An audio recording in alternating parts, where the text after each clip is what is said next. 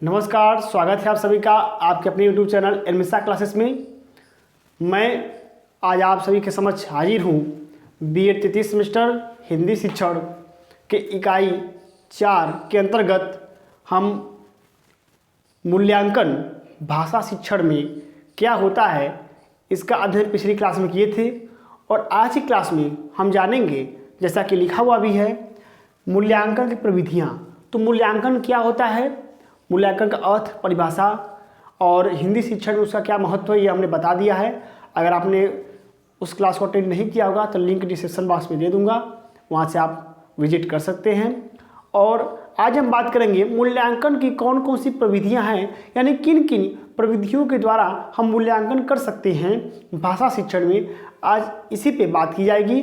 तो क्लास थोड़ी लंबी होगी, इसलिए आप धैर्य बना करके पूरा अध्ययन करिए, अंत तक वीडियो को देखिए, जिससे कि आप समग्र हमारे जो भी बिंदु हैं आप उनसे सहमत हो सके और उनको अपने संज्ञान में ले करके उसी ढंग से अधिगम कर सके। ठीक है, तो देखिए, सबसे पहले हम बात करेंगे, बिना देर किए हुए आते हैं अपने बिंदु पे। सबसे पहले बात करेंगे मूल्यांकन की प्रविधियाँ, जैसा कि लिखा हुआ भी है। और मैं सबको यही सलाह देता हूँ कि आप परीक्षा में इस बार बहुत ही अच्छा आपने अंक अर्जित किया है, इसलिए मैं आप सभी को सबसे पहले बधाई भी देता हूँ कि प्रथम सेमेस्टर में बहुत ही अच्छे अंक आपने प्राप्त किए हैं, हमसे भी ज़्यादा अंक आपने प्राप्त किए हैं। तो इससे और भी बहुत ज़्यादा मुझे खुशी हुई है। कहा जाता है गुरु गुरु होता है और चेला चीनी होता है, तो वही कहावत चरितार्थ हो रही है यहाँ पे कि आप लोगों ने हमसे भी ज़्यादा अंक अर्जित किए हैं। यह देख करके बहुत ही ज़्यादा प्रसन्नता हुई कि हमने जो शिक्षा की अलख जगाई है कि B.Ed सही ढंग से आप कर सके और घर बैठे शिक्षा ग्रहण कर सके, तो वह कहीं न कहीं आज मशाल बन के जल रही है। बहुत ही अच्छा लगा और इसी तरह आप अध्ययन करते रहिए, अच्छे अंक लाइए। ठीक है, तो सबसे पहले बात करेंगे हम मूल्यांकन की प्रविधियाँ। जैसा कि आप देख सकते हैं, दो प्रविधियाँ होती हैं। पहली है परिमाणात्मक प्रविधियाँ और दूसरी होती है गुणात्मक प्रविधियाँ। ठीक, अब इन्हीं दो प्रविधियों के अंतर्गत हम अनेक विधियां हैं जिनका कि हम अध्ययन करेंगे। तो आज हम बात करेंगे सिर्फ परिमाणात्मक प्रविधियों के बारे में। अगली क्लास जो होगी वह गुणात्मक प्रविधियों के बारे में होगी। ठीक है, तो आज हम इसी के इर्द गिर्द घूमेंगे और इसी के इर्द गिर्द बात होगी। तो सबसे पहले अगर हम बात करेंगे परिमाणात्मक प्रविधियाँ की, तो परिमाणात्मक प्रविधियों के अंतर्गत 3 विधियाँ आती हैं। पहली क्या है, मौखिक परीक्षा, दूसरी है लिखित परीक्षा और तीसरी है प्रयोगात्मक परीक्षा। सामान्यतया 99% लोग इससे परिचित होंगे, मौखिक परीक्षा, लिखित परीक्षा और प्रयोगात्मक परीक्षा। ठीक है, सभी लोग इसके बारे में कुछ ना कुछ जानते हैं, लेकिन यहाँ पे हम विधिवत अध्ययन करेंगे। इसलिए मैं आज सबसे पहले आपको बताऊंगा कि मौखिक परीक्षा क्या है, इसकी क्या विशेषताएँ हैं। ठीक है, इसलिए मैं यह चाहता हूँ कि आप इसकी साथ ले लें और अपने कापी पर बाकायदे इसको बना लें। ठीक है, इसके बाद हम बात करेंगे मौखिक परीक्षा क्या होती है। अब बात करते हैं मौखिक परीक्षाओं के बारे में कि मौखिक परीक्षा है क्या चीज़। जैसा कि आप सब जानते हैं, मौखिक का मतलब कि मुंह से संबंधित है, यानी वह परीक्षा जो कि मुंह से ली जाए उसे मौखिक परीक्षा कहते हैं। सामान्य भाषा में और समझा जाए तो यही है कि वह परीक्षा जो कि मुंह से ली जाए वो मौखिक परीक्षा है। ठीक, तो इसके बारे में थोड़ा सा हम जानेंगे, क्योंकि हमने पहले कहा कि आज इन सब की विस्तृत चर्चा होगी। तो देखिए, हमने कुछ लिखे हुए हैं बिंदु। मौखिक परीक्षा क्या है, देखिए, इसके माध्यम से भाषा के आधारभूत सिद्धांतों में छात्र की सूझ का ज्ञान प्राप्त किया जा सकता है। क्योंकि जब मौखिक परीक्षा लेते हैं तो एक शिक्षक बालक का भाषा ज्ञान कितना विकसित हो चुका है यह जान सकता है मौखिक परीक्षा के माध्यम से। क्योंकि वह प्रश्न करेगा तो बालक जब उत्तर देगा तो उसकी भाषा किस प्रकार की है, क्लिष्ट भाषा है या वह हकलाता है या सही उच्चारण वह नहीं कर पाता है, इसकी जानकारी वह प्राप्त कर लेता है।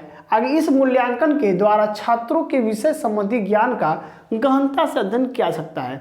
क्योंकि जब मौखिक परीक्षा लेते हैं तो एक शिक्षक यह जान लेता है कि वह अपने प्रश्नों से यह जान लेता है कि बालक ने कितनी गहराई से, ठीक है, और कितने सही शुद्धता के साथ उसने अध्ययन किया हुआ है और वह किस तरह से भाषा का प्रयोग अपने कर रहा है, वह मौखिक परीक्षाओं के द्वारा वह जान लेता है। क्योंकि जिस तरह की आपने पढ़ाई की होगी उसी तरह का आपका उत्तर होगा। अगर आपने अधूरा ज्ञान अर्जित किया हुआ है तो आपका जो उत्तर होगा वह भी अधूरा होगा।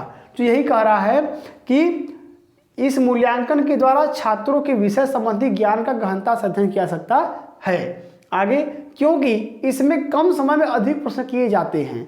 क्योंकि जब हम लिखित परीक्षा लेते हैं तो उसमें समय ज़्यादा लगता है उत्तर लेखन में, लेकिन अगर मौखिक परीक्षा में लेते हैं तो उसमें बहुत ही कम समय में बहुत ही जल्द हम निष्कर्ष में निकाल लेते हैं कि कौन छात्र कितना अध्ययन किया हुआ है, किसे कितना अंक प्रदान करना है। तो यही कह रहा है कि मौखिक परीक्षा के द्वारा मूल्यांकन सरलता से और बहुत ही कम समय में किया जा सकता है। आगे देखेंगे, क्योंकि इसमें कम समय में अधिक प्रश्न किए जाते हैं, बताई दिया हमने। आगे है, परीक्षक प्रश्नों में बदलाव कर सकता है। परीक्षक प्रश्नों में बदलाव का अर्थ यह है, चूंकि मान लीजिए जैसे कि मैं बात करता हूँ बीएड थर्ड सेमेस्टर की, हालांकि यहाँ बीएड को लेकर नहीं समझाना है लेकिन समझा देता हूँ।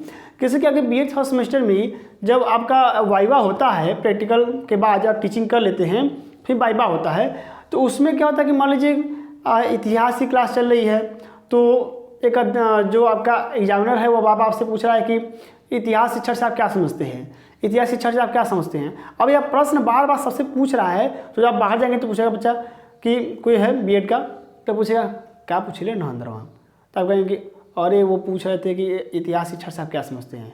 अब के दिमाग में होगा कि इतिहास शिक्षक क्या समझता है, नेट से या फिर भाई जो किताब से जैसे भी किसी से पूछा उत्तर पता कर ली कि इतिहास शिक्षक क्या समझते हैं, ये पूछेंगे वो। लेकिन जो ही आप अंदर गए वो क्या करेंगे, प्रश्नों में बदलाव कर देंगे, पूछेंगे कि इतिहास शिक्षण में हम कौन सी शिक्षण साधक सामग्री का प्रयोग कर सकते हैं या कौन से शिक्षण विधियों का प्रयोग कर सकते हैं। अब यह प्रश्न पूछ दिए तो प्रश्नों में क्या हुआ, तुरंत बदलाव संभव हो सकता है मौखिक परीक्षा में। आगे, इस परीक्षा में अवांछनीय साधनों का प्रयोग असंभव है। चूँकि कभी कभी लिखित परीक्षा में जुगाड़ लग जाता है, लेकिन मौखिक परीक्षा में कोई भी जुगाड़ काम नहीं करता है फेस टू फेस मोड में। चूँकि आप सामने बैठे हैं और वह व्यक्ति सामने बैठा है, अब परीक्षक और परीक्षार्थी जब दोनों आमने सामने बैठे होते हैं तो कोई जुगाड़ नहीं लग सकता है। ठीक है, इसीलिए मौखिक परीक्षा कम समय में और ज़्यादा प्रश्नों के द्वारा बहुत ही सरलता से कम परिश्रम करके बालक का मूल्यांकन कर सकती है। ठीक है, आगे देखेंगे इसका महत्व क्या है। महत्व इसी पर आधारित है। देखिए, महत्व की 4 हेडिंग है। अब हेडिंग बना के आप परीक्षा में लिखेंगे, या मैं आपको बता देता हूँ, चूँकि सभी लोग समझदार हैं, इस लेवल पे हैं कि वो ज़्यादा समझाने की जरूरत नहीं है। सबसे पहली बात है परिश्रम तथा समय की बचत। चूँकि जब बीएड के मैं आप बीएड के, इसलिए मैं बीएड को लेकर के उदाहरण देता रहता हूँ कि आप उदाहरण से अच्छे समझ जाएंगे। तो सबसे पहले बात करने की क्या है कि परिश्रम तथा समय की बचत। चाहे बालक हो, हम लोग भी अभी बालक की श्रेणी में ही आएंगे परीक्षक के सामने।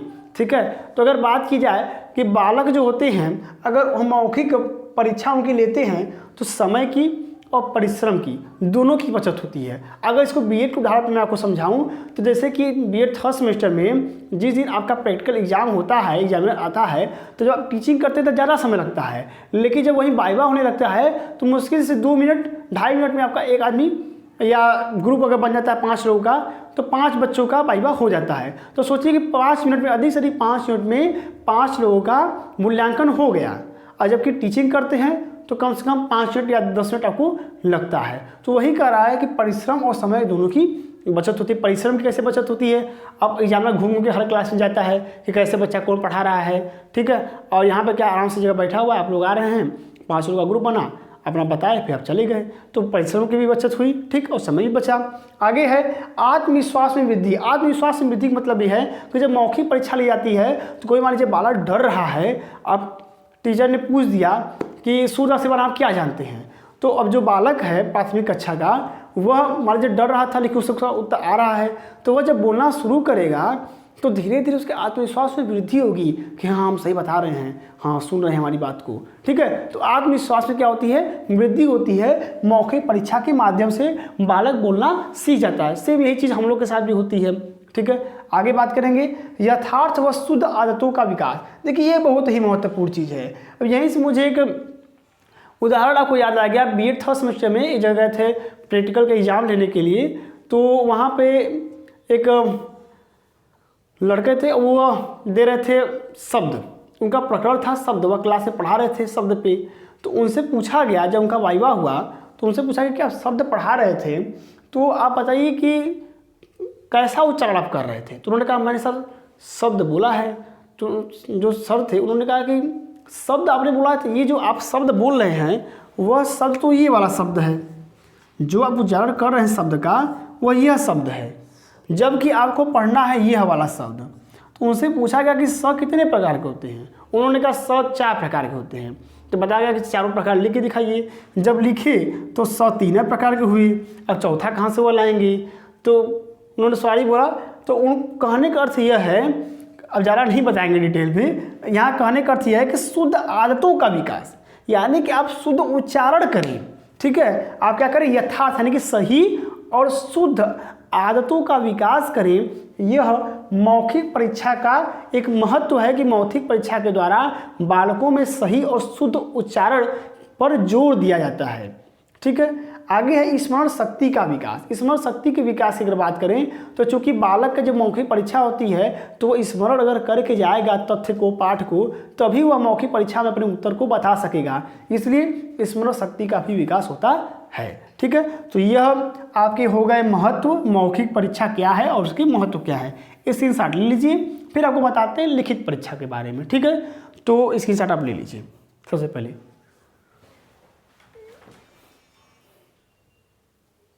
कि लिखित परीक्षा की अगर बात करें तो इस प्रकार की परीक्षा में छात्र प्रश्नों का उत्तर लिख करके देता है। जैसा कि आप सभी की बीएड की परीक्षाएं लिखित रूप में ही होती हैं। ठीक है, तो इस प्रकार की परीक्षा में छात्र प्रश्नों का उत्तर क्या करता है? लिख करके देते हैं।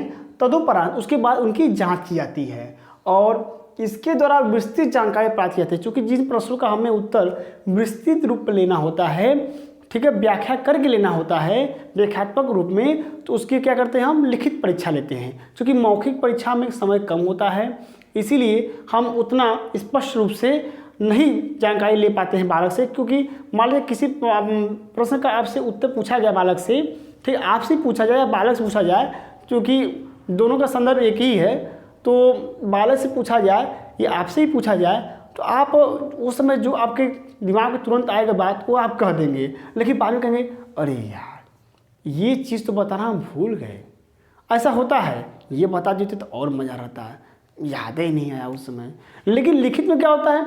लिखित में बालक सोच सोच के क्या करता है? प्रश्न का उत्तर लिख देता है। ठीक है, इसीलिए कह रहा है कि इसके द्वारा विस्तृत जानकारी प्राप्त की जाती है। इस परीक्षा से छात्रों में सृजनात्मकता के गुण का विकास होता है। सृजनात्मकता मतलब समझ लेते हैं यहीं पे। सृजनात्मकता जो शब्द है यह आपको सीटेट की परीक्षाओं में ज़्यादा ही सुनने को मिलेगा। ठीक है, देखने को मिलेगा। ठीक, तो सृजनात्मकता का मतलब ये है कि वह गुण होता है बालक का कि जिसके द्वारा बालक एक ही समस्या का समाधान कई प्रकार से करने की सोचता है।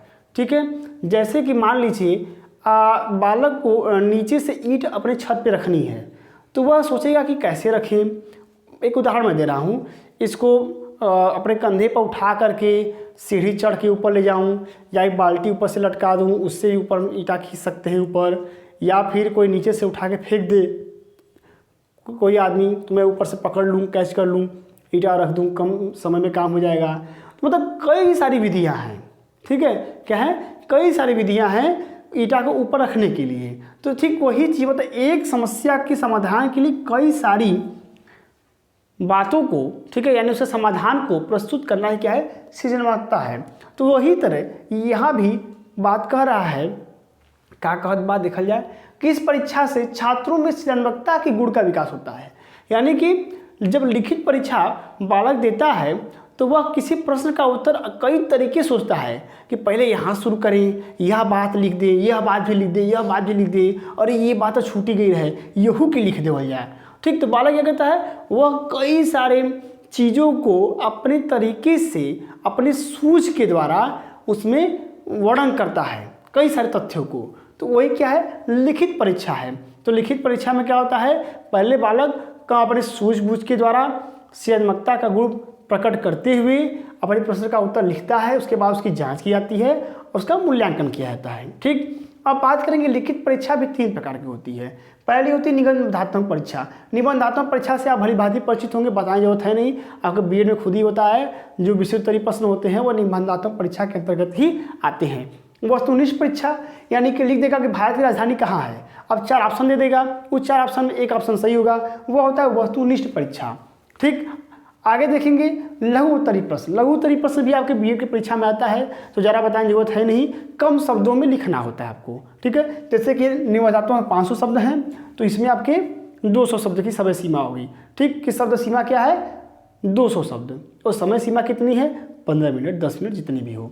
तो ये होते हैं लिखित परीक्षा के 3 प्रकार। अब इसमें वस्तुनिष्ठ परीक्षा के भी कई सारे प्रकार होते हैं, जैसे कि रिक्त स्थान की पूर्ति, सत्य है कि असत्य है, कई प्रकार होते हैं, उतना लंबा नहीं पढ़ना है, ठीक। तो बात करेंगे लिखित परीक्षा के 3 प्रकार हैं, निबंधात्मक परीक्षा, वस्तुनिष्ठ परीक्षा और लघु उत्तरी प्रश्न, ठीक। अब हम बात करेंगे मूल्यांकन की प्रविधियों में। हमने अभी पढ़ा मौखिक परीक्षा और लिखित परीक्षा। अब हम तीसरा पढ़ेंगे प्रयोगात्मक परीक्षा क्या है। प्रयोगात्मक परीक्षा वो थोड़ा सा ही है, तो मैं चाहता हूँ कि इसे भी स्क्रीनशॉट ले लें, अपने कॉपी पे नोट डाउन से भी करते चलें, ठीक है। स्क्रीनशॉट हो गया होगा, चलिए इरेज कर लेते हैं इसे।